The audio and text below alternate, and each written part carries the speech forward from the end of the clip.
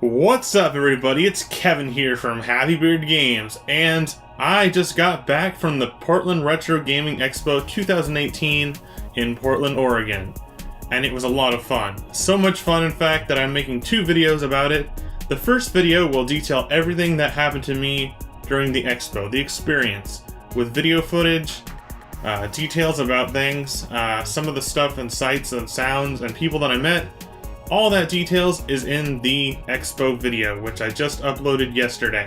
And for today, we're doing a pickups video. This is all the stuff that I bought at the expo. And some of the stuff is pretty cool. I got a lot of variety going on here. It's retro games, Retro Game Expo. So some of them I went kind of far back in time for the retro games. But there's some newer stuff here as well, and some interesting collectibles as well. It's all here on these two tables. And let's get started with my pickups from the Portland Retro Gaming Expo 2018.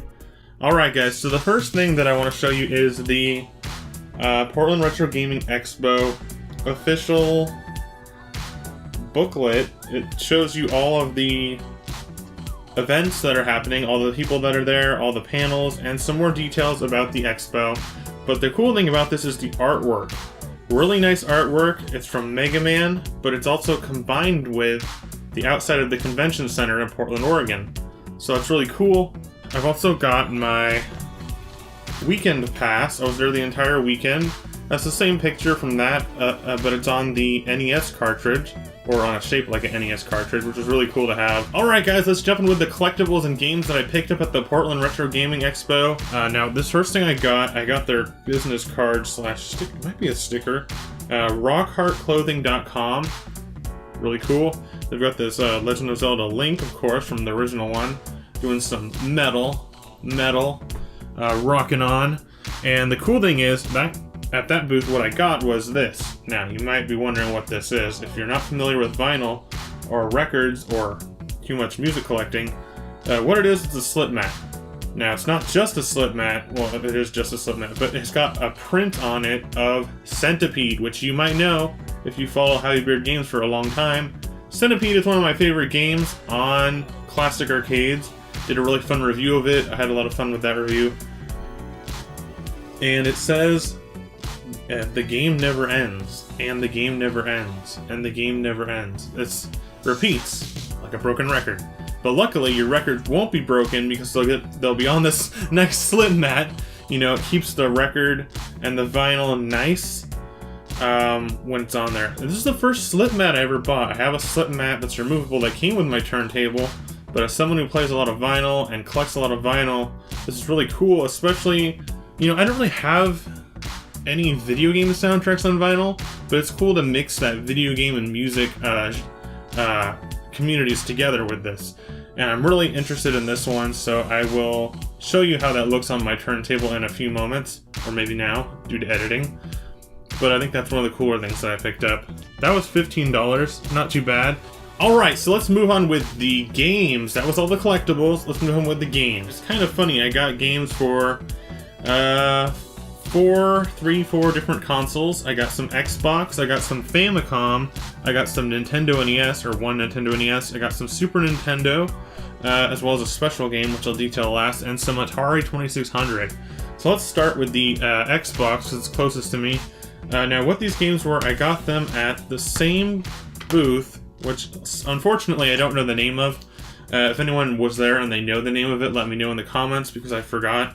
But it was a booth near the front that said, buy two, get one free Xbox games if they're under $10. Or for the third one, I think it had to be under $10. So, the games I got were Legacy of Kain Defiance. Really love the Legacy of Kain series. Been a big fan of Legacy of Kain.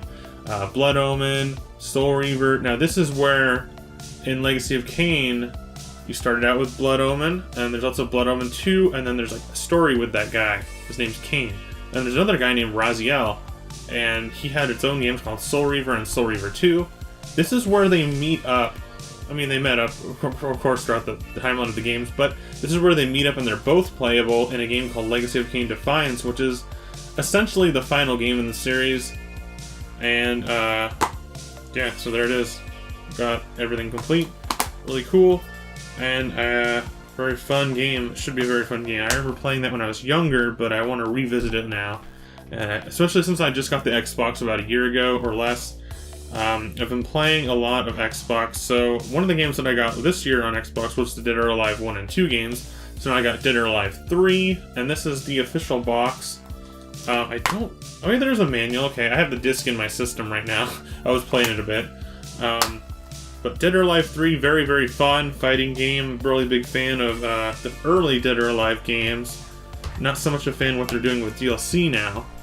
But I do like the early Dead or Alive games. And I don't know the price for this one. This was the one I got for free, and it wasn't labeled, so I think they said it was $3. Legacy of Kain was $7. So 7 and 3, but this is the one I got for free. Because of the buy 2, get 1 free. And then we got Robotech Battlecry. Now what they were doing at their booth, they had the actual Xbox game cases, so this is like, maybe not. This is like a reproduction case. It's like different type of plastic than your normal Xbox on the plastic. There's no manual, but the game is, the game is Robotech Battlecry. Really fun game, by the way. If you like Robotech Macross, the anime series, really fun stuff. But they photocopied the game art, or maybe printed it from the internet, and so it's really blurry and stuff, but not the best quality. But at least they did that. It's better than just throwing what the GameStop does, where it's just text. So this is better than that. But I couldn't find this with the real case, and I checked multiple booths for this game, Robotech. So this is one that I was kind of looking forward to. Now let's go back, and this was on the second day of the convention. Most of these games I bought on the second day of the convention, but let's head back to the first day. Now I said only the arcade was open on the convention the first day, but there was a couple places that were selling games.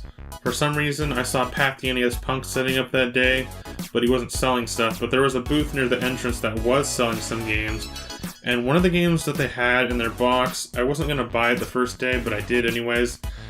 Just because I wanted to get a little head start. And that game was Star Trek The Next Generation for the Super Nintendo. I got it in the box, and it is complete, I think.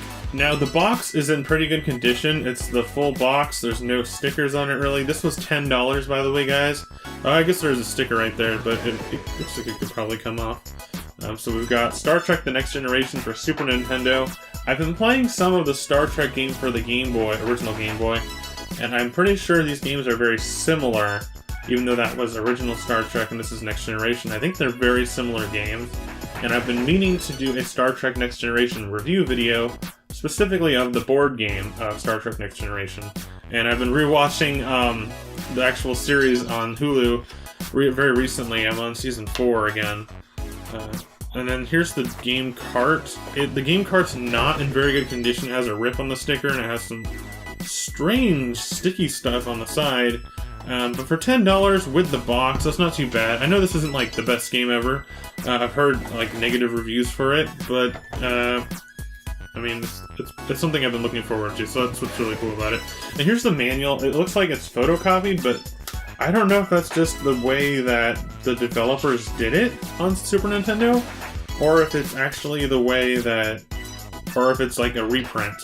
And it's kind of interesting, because it's stapled together, and it's like, it's definitely photocopied, but it looks like it's actually the way that the developers did it. So if anyone knows anything about the manual for Star Trek on Super Nintendo, let me know, because I've never seen a Super Nintendo game like that before, having a photocopied manual. I have a lot of Super Nintendo games from back in the day that I've kept the manuals, but not the boxes, and I've never seen one like that. So the first game, Star Trek Next Generation, really cool. I'm really excited to check that one out. And at that same booth on the first day, I also got another Super Nintendo game that was loose, and it's a game that I never heard of, but I really like Virtual Pinball. Now, you may have seen my Video Games Monthly last month, where I got a game for the Atari called Video Pinball, and I said, yeah, I really do like digital pinball games. And here's a pinball game for the Super Nintendo called Super Pinball. Of course, Super Pinball. And it's called Super Pinball Behind the Mask. I think there's actually another game in the series. I haven't played it just yet, but it looks like there's multiple pinball tables, such as a wizard table and a pirate table. This was $4, pretty good price. I don't know if it's a good pinball game or not, but we'll check that out. And I'll save this one for last because this one's kind of special, but at the same booth, I also got a Nintendo NES game for $5, and that is one that I've been trying to pick up for a while. Brian from the Caffeinated Owl, who was with me at the expo as well, knows this, that when I was up in Tacoma, Washington, looking for some games to buy, this was one that I was going to buy, but I put it back. So this is one that I've been wanting for a while, and it's The Adventures of Bayou Billy for the NES. Really interesting game. I don't know too much about it, but it's fun. It was featured as a character on Captain N the Game Master TV show, as well as I'm pretty sure you can use the zapper on this, which is interesting. I do have the zapper, but I think I need a TV that works with it, so I'll have to check that out sometime. It's not exclusively a zapper game, but there is a zapper segment, as from what I know. So let's move on to some other games that I got on the second day of the convention. And this was at a different vendor booth, and for some reason, what caught my eye was these Famicom games. Not only because I really like the Goonies, and I live in Astoria where it was filmed, and I've always been a big fan of the movie. We've got the Goonies 2 on the Famicom. Now you might be thinking this is Goonies 1 because Goonies 1 was only in Famicom, and it didn't make it to the NES. Whereas Goonies 2 was on NES and also on Famicom. But this is the Goonies 2. Really cool. I really like the art on it. It's a little different than the movie poster for the first one because it's supposed to be like a sequel. So it has the mermaid on the front, and it's also a little different than the Goonies 2 that I have on NES as well. It also has that top art there, which not all Famicom games have the side label there. And this is what the back looks like. Really cool. I got this for $5. And it was the first one that sparked my interest and caught my eye when I was looking through their Famicom games at a different booth. And here's one that's really interesting that was at the very bottom of the pile. This was $10. It's called Famicom Jump. It actually has that like printed into the plastic by Bandai. And Jump is, of course, Jump Comics, Shonen Jump as it's known in the US. They publish a monthly set of comic books. Like, you know how in the US you get a graphic novel from a manga and it'll have like a whole bunch of different chapters. Well, in Shonen Jump what it is you get like one chapter from multiple different series such as Dragon Ball, Yu Yu Hakusho, Yu-Gi-Oh!, Naruto, and you get them all in like a 1 month volume in like a magazine format. And that's what Famicom Jump is. That's how these comics get published in Japan. Before they're in graphic novels. Now this game is a special 20th anniversary of Weekly Shonen Jump, and it features multiple characters from different franchises, such as Son Goku from Dragon Ball, you got Kenshiro, Fist of the North Star, you've got JoJo's Bizarre Adventure characters, you've got Arale from Dr. Slump, you've got Ultimate Muscle, you've got multiple different anime and manga famous heroes and villains and characters in this game. And I asked the guy at the booth about it. He said it's more of an RPG, a lot of text in it, text heavy, and I can use a Google Translator app on my to use the camera to point at the screen and it'll translate it directly for me, which I've been doing with some of my Famicom games, but this one's also an RPG of sorts, or at least has a lot of text, but it's really cool. And even if it doesn't work, even if the translation doesn't work, I really like having this cart and it just looks really cool. I love the art on it. But once again, I don't know the name. I'll tell you the name in text, the English name in text, but it's something like Famicom Jump 20th Anniversary. Yeah, really cool. One of the cooler things that I got. And the interesting thing is this is a normal Famicom game. This is an NES game. I have an adapter that allows you to play them on the NES. I don't have an actual Famicom, but this is like, it's bigger, and I don't know why that is. If anyone knows why, let me know, because the guy selling it didn't know why either. Maybe it has more memory, or more, it's a bigger size cart. I don't know, because the NES games are mostly the same size. Alright, let's move on to the next games we got. Now, these were actually at two different booths. The first booth, I saw these two games. They were actually sitting out just like that. They're sitting out on the table, and I was like, whoa, Atari 2600. These are two games that I've been looking forward to getting on the 2600. I'm a late adopter of the 2600, just got one a few months ago. And so this game was Spider-Man on the 2600. I used to have this as a kid. I used to play this as a kid, and I've been wanting to revisit it. There's a lot of Spider-Man craze going on right now with the new game, the Venom movie, the upcoming movies in the MCU, and so on. So Spider-Man will be a fun one to revisit on the NES, or whoa, Atari 2600, excuse me. I was getting a little confused there, but it's by Parker Brothers. It's got that design, I think similar to the Star Wars games or some of the other games by Parker Bros. And it's $5 Spider-Man. Really cool. At that same booth, we also got Mario Brothers, which I think was $5 as well. There's no sticker on this one for some reason. Maybe it fell off. For the Atari 2600. Now, I love Mario. I love Super Mario Brothers. I love Mario Bros. And this is the arcade-style Mario Bros., not Super Mario Brothers, that you might be more familiar with. This is from 1983 in Atari, and this is Nintendo on Atari, so it's a little interesting there. I know it's probably been said, most people probably know that, but it's just interesting to have a Nintendo game on a non-Nintendo console, you know, officially. Now, at another booth, they had some Atari games as well, a lot more than this one had, but they did have a lot of them. They were $2 each. I believe they were $2 each, and so I picked a couple that sounded interesting to me. You know, I love Centipede, Millipede. Well, we got Centipede on the Atari 2600. Finally, I have a really cool game that I'm actually really interested and will enjoy a lot to play frequently on the Atari 2600 as Centipede. Really cool. Not too much to say about it that I haven't already said on my channel, but I love Centipede. So it's definitely one that I'd love to have on my library. I've played it on the flashback, so I know it's a solid port, and I'll have fun with that one. The other one I got is another one that I've also really been looking forward to playing, not just on my channel, but just playing in general, and that is Donkey Kong, another Nintendo classic for the Atari 2600. And the weird thing is it says, I don't know why they put a sticker over it, but it says Coleco and a Nintendo game, Donkey Kong. So Nintendo made Donkey Kong. I don't know the entire story just yet, but I'll find it out for you for the review, which will inevitably happen. It's Coleco, but it's not a ColecoVision game. It's Coleco for the Atari VCS and Sears Video Arcade, which is the 2600.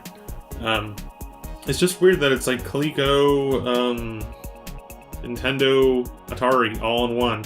Donkey Kong, he got them all. And there is a $15 price tag on here. I don't know if that was actually on here when I bought it, or if it fell off in the bag or something, but it says $15. I'm pretty sure I paid $2 for it, so I don't know what happened there. It was on a table that said $2, so whoops. Alright guys, that was it for my game pickups and collectibles pickups from the Portland Retro Gaming Expo, but we've got one more item, and this one's a little different, a little special. It was $35, making it the most expensive single item that I bought at the Expo. And it's by Data East, published by Retrobit. It looks like a Super Nintendo game, and it is, but it's a recent game. Now, it's a game that they put together, Retrobit got the license to games from Data East. It's called the Data East Classic Collection. Now, they've made classic collections for the Wii and other consoles, of course, but this is like new. This came out, I think, I'm looking for a date. It does say 2012, but I don't think it's that old. It seems like they were advertising it like it was a newer thing. But what this is it's a Data East Classic Collection. It's an officially licensed, playable on Super Nintendo, original or third-party Super Nintendo. It's a 5-in-1 cartridge. It has 5 really cool games. 2 of them I'm familiar with. The rest, not so much, but the 2 that I'm familiar with are games that I love, and I was like, wow, I didn't know these were even available on Super Nintendo, so I don't know if these were all, like, ported for this collection, or if they actually existed on Super Nintendo. I don't think these all originally existed on the Super Nintendo. And definitely not all in a 5-for-1 cart. This is really interesting. And the games that it comes with are Magical Drop, Magical Drop 2, which are the ones I'm familiar with. Very, very fun party puzzle game that I really enjoy, and I'll have a lot of fun playing them on the Super Nintendo. This also came with Fighter's History and Fighter's History 2, I guess? It says something in Japanese, so I'm not sure. Also, we've got Side Pocket, which is a pool game, billiards. So since this Data East collection for the Super Nintendo was shrink-wrapped new, we're going to open it right now and check out just what came inside and what it comes with. Because it says on the front, exclusive sticker and button pin set. Really cool. Let's just open this up real carefully. Maybe I don't even need scissors now that it's gotten started. Let's open this bad boy. Wow. kind of gives you that feel of opening like a new Super Nintendo game, but it's not. I mean, it is, but it's not like an original Super Nintendo. But it kind of gives you that feel, like it reminded me of when I was a kid. It's kind of weird. So there's the box once again. Let's open it up real quick. It's gonna get bent, but here we go. Got that Super Nintendo bend. Every time you open it with your thumb, there's a way to do it without bending it, but it's that classic, like, you bend your games box kind of thing. So let's try to keep it kind of nice. Oh, wow! This is really exciting. Oh, wow! Whoa!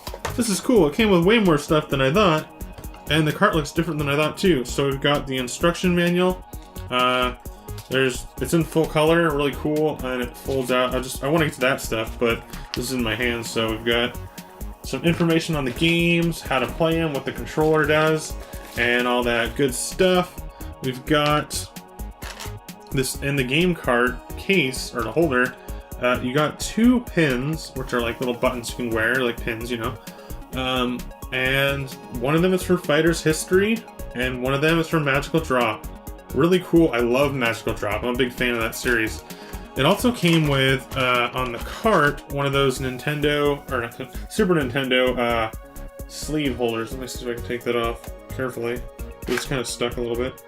So we got one of these cartridge protectors, which I didn't expect it to come with. And here's the cart itself. It's black and red, which is a very different design to the Super Nintendo.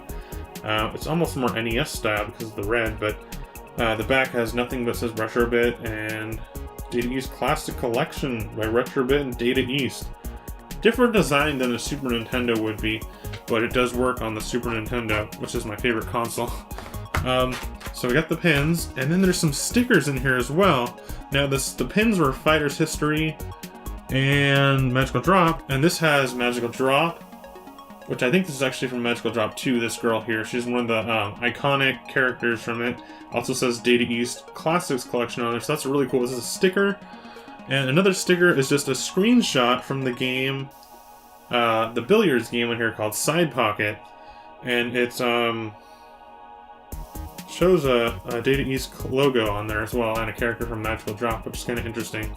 So that's really cool to have. And by the way, guys, the games on the Data East Classic Collection are Fighter's History, Mizoguchi Kiki Ipatsu, and Magical Drop 2, and Super Side Pocket. So that's what the games are. It tells them in English on the back. Wow, what an exciting event at the Portland Retro Gaming Expo. Lots of games and collectibles to cover, really cool stuff, some surprises, some really interesting, unique stuff, and lots of fun games, lots of fun experience, lots of cool people, music, art, video games, fun at the convention of Portland Retro Gaming Expo 2018. Thank you all for watching this Happy Bird Games pickup video. And stay tuned for more classic gaming goodness. I'll be going to the expo again next year. Alright everybody, thank you so much for watching this pickups video on Happy Beard Games. And if you like this video, please be sure to check out the expo video detailing all of my experiences at the expo and the people that I met and things that I saw, plus lots of video footage from the expo itself. And that's about it, guys. So thanks for watching Happy Bird Games. Stay tuned for more classic gaming goodness. Please be sure to subscribe and leave a like and leave a comment. Let me know what you think about any of these games or the experience at the convention. Were you at the convention? Did I run into you? Let me know in the comments below. And that's about it, guys. Alright, guys. Bye!